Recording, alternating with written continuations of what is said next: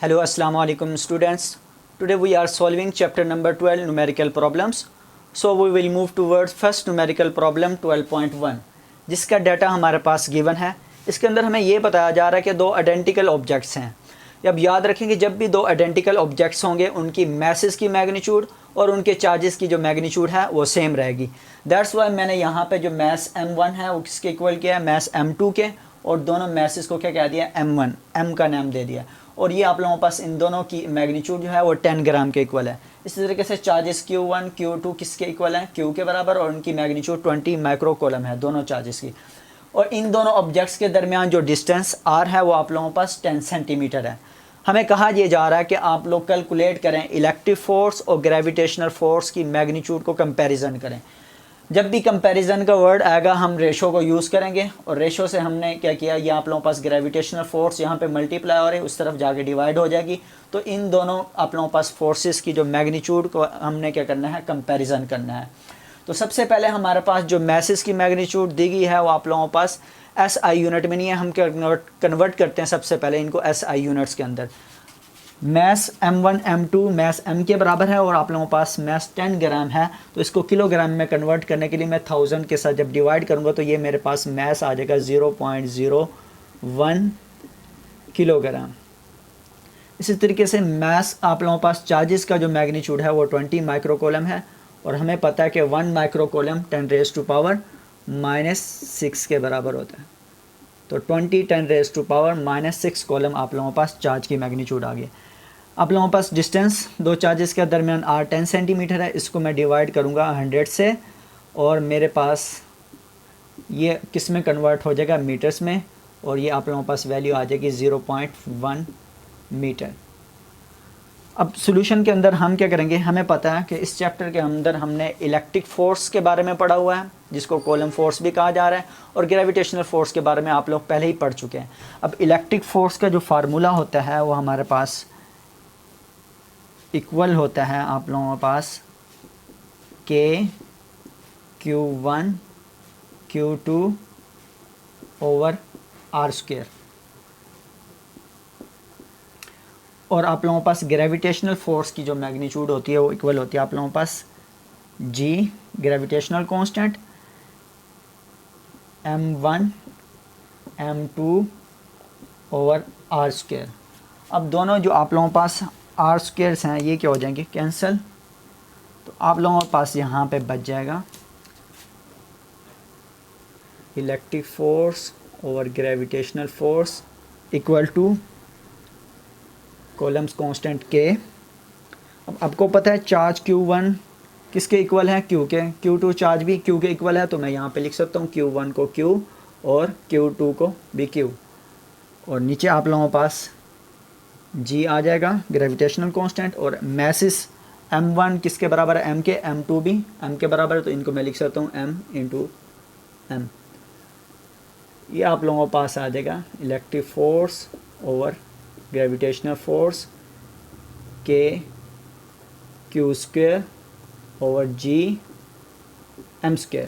हम values put कर देते हैं ग्रेविटेशनल कांस्टेंट G की, और आप लोगों के पास इलेक्ट्रिक कांस्टेंट या कॉलम कांस्टेंट K की वैल्यू, और चार्जेस और मैस की भी वैल्यूज पुट कर देते हैं। Electric force over gravitational force K की वैल्यू आप लोगों के पास होती है 9 मल्टीप्लाई बाय 10⁻⁹ मल्टीप्लाई बाय आप लोगों के पास चार्जेस की जो मैग्नीट्यूड है वो आप लोगों के पास 20 मल्टीप्लाई बाय 10⁻⁻⁶, और उसका क्या आ जाएगा, स्क्वायर आ जाएगा, डिवाइड बाय ग्रेविटेशनल कांस्टेंट की आप लोगों के पास वैल्यू होती है 6.67 10⁻⁻11 मल्टीप्लाई बाय m की वैल्यू आप लोगों के पास है 0.01 का स्क्वायर आ जाएगा आप लोगों के पास। अब हम क्या करते हैं, इसको सोल्व करते हैं मज़ीद। 9 मल्टीप्लाई बाय 10⁻⁹ 9 20 का जब स्क्वायर लेंगे तो ये आप लोगों के पास हो जाएगा 400 मल्टीप्लाई बाय 10⁻⁻12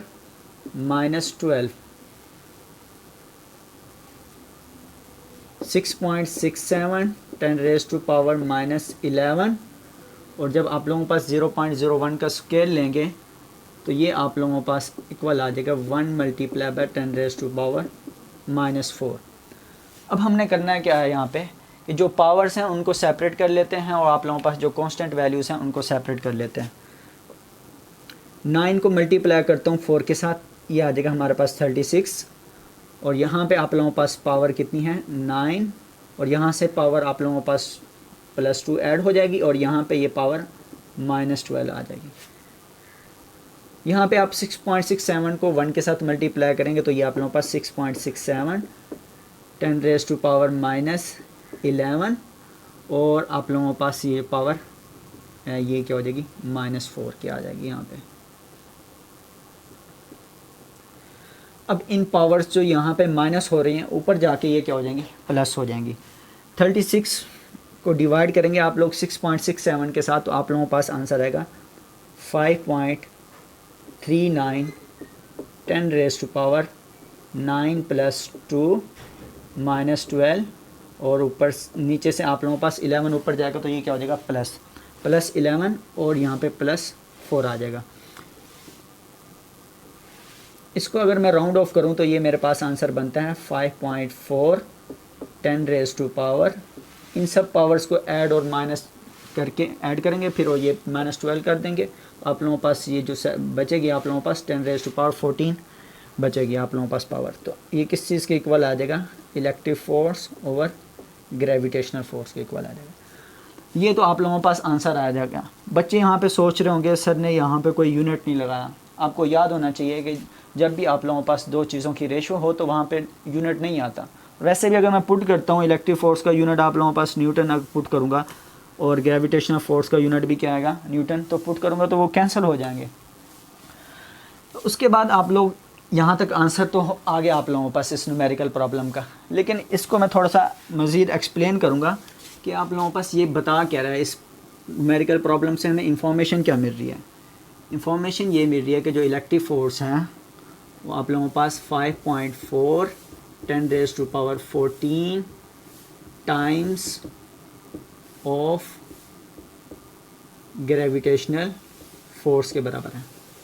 अब इसको मज़ीद एलेबोरेट करें या इसकी मज़ीद हम ब्यूटी देखना चाहते हैं इस न्यूमेरिकल प्रॉब्लम की, तो मैं इसको ये जो 14 ज़ीरोज़ हैं ये 10⁻14 लिखा हुआ है, इसकी जगह मैं ज़ीरोज़ लगा दूं तो ये आप लोगों के पास आ जाएगा 5 4 13 ज़ीरोज़ और लगाएंगे 1 2 3 4 5 6 7 8 9 10 11 12 13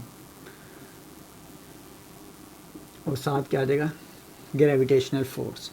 तो इलेक्ट्रिक फोर्स जो है वो आप लोगों के पास इतने टाइम्स ग्रेविटेशनल फोर्स से ज़्यादा है आप लोगों के पास, इसलिए कहा जाता है ग्रेविटेशनल फोर्स जो आप इलेक्ट्रिक फोर्स जो है वो क्या होती है स्ट्रॉन्गर होती है देन द ग्रेविटेशनल फोर्स। आपने कंपैरिजन में भी ये चैप्टर के अंदर ये बात पढ़ी थी। आई होप आप लोगों को ये न्यूमेरिकल प्रॉब्लम समझ आ गया होगा।